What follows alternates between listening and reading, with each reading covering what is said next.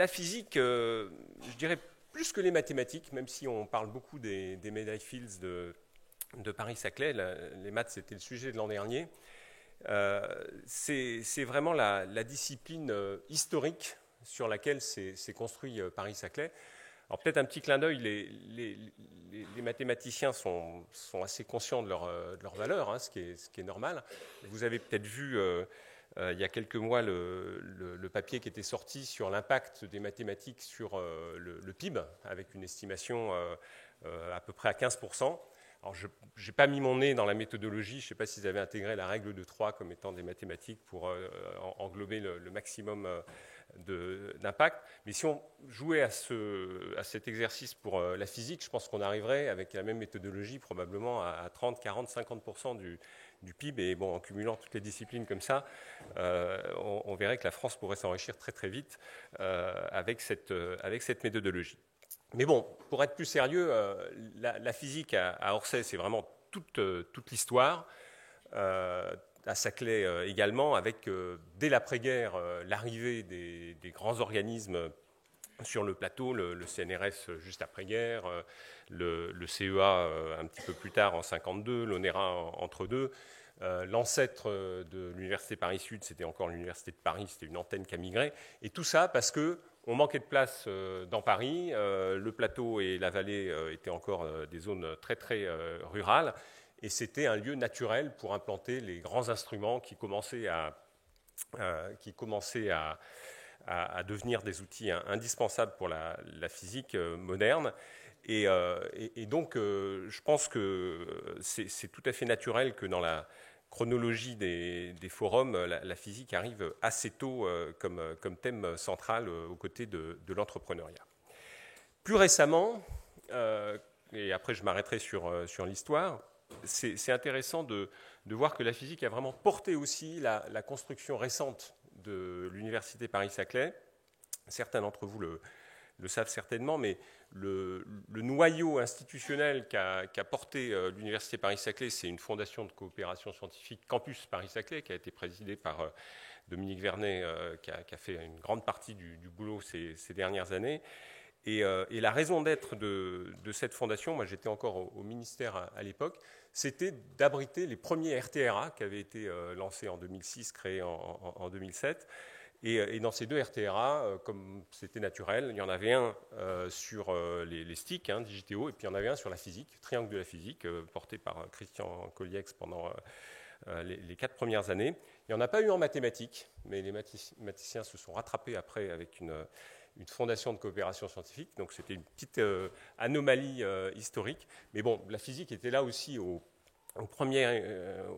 vraiment en première ligne de la construction, et cette fondation a vraiment été ensuite la pierre angulaire sur laquelle on a pu porter la construction de l'opération Campus, de l'initiative d'excellence qui font maintenant que quelques années plus tard, l'Université Paris-Saclay devient une réalité. Alors aujourd'hui, en quelques chiffres, la physique à Paris-Saclay, je l'ai dit, c'est une communauté majeure en termes à la fois de nombre et de visibilité. C'est plus de 2500 chercheurs et enseignants-chercheurs dans les laboratoires. C'est, quand on regarde au niveau national, plus de la moitié de la grande physique, physique des particules, physique nucléaire, tout ce qui est astrophysique, donc regroupé aujourd'hui dans un département qui s'appelle physique des deux infinis. Plus globalement, quand on met l'autre partie de la physique un peu plus légère qu'on appelle ondes et matière, mais elle est plus si légère que ça, parce que il y a quelques jours, Thierry Mandon est venu inaugurer le laser Apollon sur le plateau qu'on range plutôt dans les ondes, mais c'est quand même un énorme instrument qui va délivrer les impulsions laser les plus puissantes au monde, et donc ça devient aussi de la physique qui s'appuie sur les grands instruments. Et donc quand on met tout ça ensemble, on représente à peu près 20% de la physique nationale, alors que globalement, Paris-Saclay, c'est 13-14% de l'ensemble de la recherche publique. Donc on voit qu'il y a quand même une forte pondération par la physique. Et puis, comme on est amené en ce moment à jouer, à se montrer sous nos meilleurs atours avec l'approche du jury IDEX. Hein. On a toutes les statistiques à jour avec les prix Nobel. On en a eu 2 en physique, les médailles d'argent et d'or du CNRS. Paris-Saclay, c'est 18 médailles. Les membres de l'Académie des sciences, on en a 9.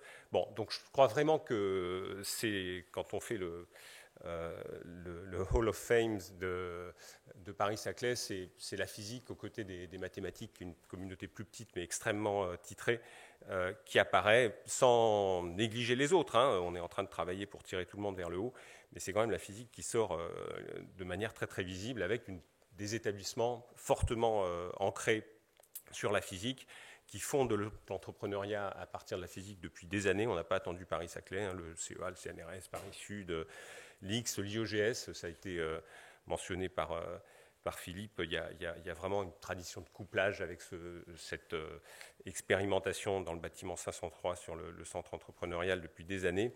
Vraiment une action pédagogique tout à fait pionnière, et on essaie de faire diffuser ça. Alors comment on s'organise, comment on construit Paris-Saclay pour être encore plus efficace dans cette relation de création de valeur à partir de la physique. Alors Paris-Saclay, pour être un petit peu schématique, c'est construit sur 4 piliers, hein, ça ne date pas de mon arrivée au mois de juin, 4 piliers qui sont vraiment étroitement liés. D'abord, et moi j'y tiens beaucoup, une grande ambition pour la recherche, et je vous ai mentionné parmi les 10 000 chercheurs et enseignants-chercheurs qui sont hébergés dans 300 laboratoires, la place de la physique. Et cette communauté, qui était déjà structurée en laboratoire avec des établissements, a été boostée encore avec les outils qui ont été mis en place par les investissements d'avenir. Donc, les laboratoires d'excellence, comme un peu partout en France, hein, il y en a 2 qui sont vraiment centrés sur la physique et qui préfigurent à quelques contours près les départements qu'on met maintenant en place. Mais je pense que ce qui est important, c'est qu'il faut s'adosser sur des disciplines fortes, et ça, je pense que ce sera un thème récurrent dans la journée, mais il faut aussi ouvrir les fenêtres, essayer de garder des interfaces extrêmement perméables, et donc en même temps que les LabEx disciplinaires, se sont créés des LabEx transversaux qui couvrent aussi la physique, et donc on a un LabEx nano-Saclay, par exemple, qui existe depuis le démarrage des LabEx, et qui est déjà productif en termes d'entrepreneuriat, puisque il y a aussi quelques semaines, à l'occasion de la visite du président de la République, on a eu la remise d'un des prix du concours mondial de l'innovation à une start-up Agelis dans le domaine du recyclage, qui émanait de ce LabEx nano-Saclay. Et puis, depuis 2-3 ans, à côté de cette première fournée d'outils structurants portés par notre initiative d'excellence, on a mis en place d'autres outils, cette fois-ci délibérément transversaux, pour mailler les disciplines autour de la physique.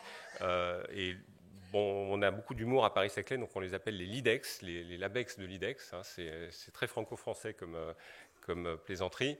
Et donc, il y en a un qui me tient particulièrement à cœur, et je pense que Mathias Fink, ça lui parlera aussi, sur la physique et l'ingénierie en médecine. Et donc, on essaye vraiment comme ça de tisser. C'est un domaine où j'ai sévi pendant pas mal d'années aussi. Et donc, on essaie de tisser comme ça les disciplines scientifiques, la recherche de haut niveau qui préexistait et qu'on essaye globalement de tirer vers le haut. Alors, deuxième pilier de la construction, c'est bien sûr la formation. C'est pas très original. Bon, là, juste quelques infos pour ceux qui ne sont pas du territoire. Hein. On a beaucoup travaillé ces 3-4 dernières années sur le front de la formation. On a mis en commun ce diplôme phare qui est le doctorat, et je pense que on y est tous très attachés de tirer cette formation vers le maximum de qualité, vers le maximum d'ouverture des jeunes qu'on forme vers le monde de l'entreprise. Et aujourd'hui, les 5500 doctorants de Paris-Saclay sont accueillis dans un espace doctoral commun avec un seul diplôme qui est délivré par l'Université Paris-Saclay, avec des formations transversales qu'on essaye de mettre en place progressivement à l'échelle du campus. Et je crois que c'est une volonté de faire de ce diplôme le diplôme phare de notre université. À côté du doctorat, on a beaucoup travaillé sur les masters. C'est 80% des masters de Paris-Saclay qui sont maintenant mis en commun. Donc là aussi, un diplôme délivré par l'Université Paris-Saclay, ça va représenter à peu près 8500 masters pour l'année académique 2015. Et bien sûr, la physique là-dedans, je n'ai pas le temps de vous décrire les petits noms des 20 écoles doctorales et des 49 mentions de master, mais la physique là-dedans occupe la juste place de cette communauté majeure dans notre environnement, et on essaye, dans toutes ces formations, d'ouvrir au maximum vers le monde de l'entreprise, vers la création d'entreprises.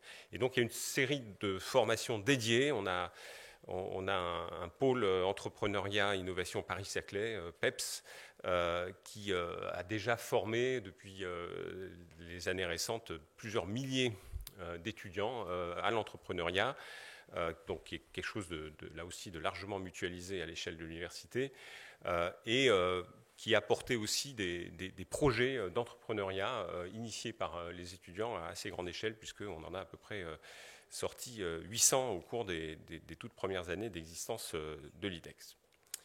Troisième pilier, et ça je crois que c'est un petit peu spécifique, je pense qu'au cours du forum il y aura pas mal d'échanges et beaucoup de choses que j'ai dites existent dans d'autres sites, mais on est là pour partager les meilleures idées. Troisième pilier, c'est vraiment la construction d'une ville campus à Paris-Saclay. Alors là, je fais un clin d'œil à Mathias. Nous, on n'a pas la chance d'être sur la montagne Sainte-Geneviève. On n'a pas déjà toutes les infrastructures, tous les petits bistrots. Il faut, pour rendre ce territoire un territoire d'innovation, un territoire d'entreprise, il faut vraiment en faire un lieu accueillant. Et c'est vrai que quand on arrive aujourd'hui sur le plateau de Saclay avec ces 45 chantiers qui sont menés en parallèle, ce n'est pas exactement le cadre sympathique qu'on projette dans quelques années, mais c'est en train de se faire. Des réimplantations de bâtiments académiques pour densifier la frange sud du plateau, des logements étudiants, restauration, des logements familiaux, et des transports. Et donc tout ça, je pense que pour faire d'un campus universitaire une terre d'entrepreneuriat, il faut que tous ces ingrédients soient là, aux côtés de la formation, de la recherche. C'est une évidence. Quatrième pilier, c'est un petit peu le sujet spécifique de ce matin, c'est les outils fléchés vers l'innovation et la création de valeur. On est sur un territoire un petit peu difficile en termes d'accès, en termes d'infrastructures. Par contre, on est sur un territoire très riche en termes d'implantation d'entreprises. Avant même qu'on parle de Paris-Saclay, avant même le redémarrage dans les années de 2005-2006 de cette vision de meilleure intégration de ce territoire, il y avait des initiatives comme Optics Valley, certains s'en souviennent, en 99, qui ont essayé de mailler tous les industriels dans le domaine de l'optique et des lasers. Et je crois qu'il y a vraiment un tissu de grandes entreprises assez exceptionnel, avec des arrivées encore récentes. On a mentionné tout à l'heure EDF, il y a Safran qui est arrivé il n'y a pas très longtemps. Des lieux vraiment phares en termes de R&D privé, de R&D partagé avec des industriels. Je pense bien sûr au centre Thales avec le CNRS, avec Paris Sud, qui nous a valu le prix Nobel d'Albert Fert, et puis des expériences vraiment très très intéressantes comme le 3.5 Lab créé par Alcatel-Lucent et Thales il y a une dizaine d'années, qui a maintenant intégré le CEA. Donc tout ça, c'est un contexte, je pense, extrêmement riche, même si le territoire n'est pas encore suffisamment dense et suffisamment accessible, mais ça progresse. et qui a déjà montré qu'on pouvait créer un certain nombre de start-up à partir de la physique en lien avec ces grands partenaires. Et là, je citerai juste la start-up Mirsense qui a été créée au début de l'année sur la spectroscopie, spectrométrie infrarouge en utilisant des sources laser miniaturisées. Alors, dernier volet dans l'innovation, c'est bien sûr tous les outils portés par les investissements d'avenir, tous les outils portés par l'IDEX Paris-Saclay depuis quelques années. Et là, bon, je vais être très rapide parce que j'avais promis de ne pas utiliser tout mon temps pour vous permettre d'être en avance. Bon, comme tous les grands territoires nationaux, on a été doté d'un certain nombre de grands outils type Institut de transition énergétique, donc sur le photovoltaïque, sur l'efficacité énergétique. De façon un peu connexe, même si ce n'est pas de la physique, mais il y a beaucoup de sujets partagés. On a aussi un IRT qui est l'IRT Système X. Et puis, pour faire vivre au quotidien toute la chaîne de valeur qui arrive au développement des startups, il y a de nombreux outils qui ont été mis en place. Je pense qu'ils seront évoqués, mais je vais les mentionner rapidement. Et tout ça, depuis 3-4 ans hein, que l'écosystème s'est mis en branle et c'est un petit peu mieux organisé. Je crois qu'il y a vraiment une progression très, très perceptible de l'impact de cette recherche, de cette formation sur la création d'entreprises. Il y a 3-4 ans, on était sur un plateau de 30-40 créations de start-up par an. L'an dernier, on était pratiquement à une centaine, hein, donc il faut voir en 2015 si ça se confirme, si on n'a pas juste déstocké l'existant, mais bon, ce qu'on sent, c'est que ça bouge quand même beaucoup.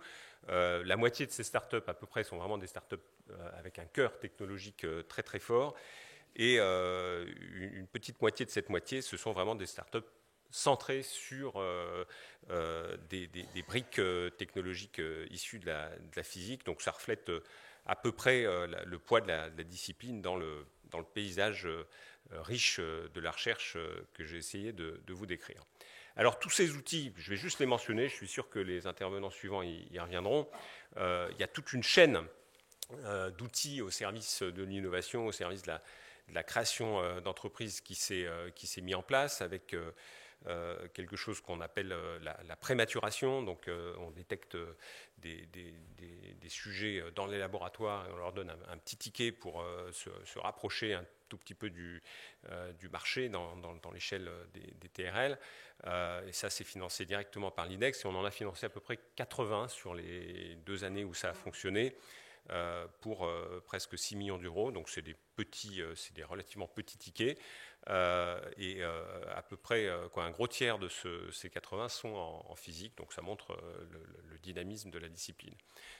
Juste après, dans la chaîne de valeur, on fait aussi de la maturation, donc ça c'est la SAT Paris-Saclay avec sa dotation spécifique qui permet de porter ça. Ça vient de démarrer sur la première vague. On a financé une dizaine de projets pour 3,5 millions d'euros. Donc là, je vous laisse faire la division tout seul, vous y arriverez. Et la moitié à peu près de ces tickets ont été donnés sur des startups, donc vraiment des créations d'entreprises. On a aussi tout un réseau d'incubateurs qui préexistait, qu'on essaye de mieux organiser, donc dans les grandes écoles, hein, l'Institut d'optique, l'X, Centrale Supélec, Télécom qui va migrer, HEC, je ne l'ai pas mentionné, donc HEC, ils ne font pas de la technologie, mais c'est très important de travailler avec eux parce qu'ils ont quand même un énorme savoir-faire en création d'entreprises. Et puis Incubaliance, qui est l'incubateur plus généraliste et qui se positionne dans cet écosystème. Et certains de ces incubateurs se sont dotés aussi de fonctions d'accélérateur, donc pour vraiment couvrir tout le spectre des outils pour créer des entreprises qui vont vite dans leur développement. Et puis dernière brique, on est en train aujourd'hui, c'est une discussion un petit peu compliquée, mais on est en train d'aboutir sur la création d'un fonds d'amorçage Paris-Saclay. Donc là, je ne vends pas la peau de l'ours avant de l'avoir tué, mais on est à peu près tous d'accord, on a pris les bons contacts, on espère que d'ici le début de l'année prochaine, ça sera sur les rails. Et donc on aura comme ça, à partir d'une discipline phare de Paris-Saclay, toute la chaîne de valeur pour créer des entreprises et les accompagner le plus loin possible dans leur développement économique. Donc voilà l'expérience que je voulais partager avec vous. Je pense que c'est un écosystème encore en construction, je l'ai dit, il faut vraiment se mobiliser sur toutes les dimensions, hein, la recherche, la formation, la vie de campus au sens large, y compris les aspects culturels si on veut être vraiment attractif, les outils spécifiques d'innovation, et je pense qu'aujourd'hui il y aura d'autres éclairages. Je vais laisser la parole à Mathias qui va nous donner un éclairage parisien de la façon dont ça peut fonctionner. Et je pense que les échanges de cette journée permettront de faire chacun chez soi et puis le plus possible tous ensemble de mieux en mieux. Merci, bonne journée.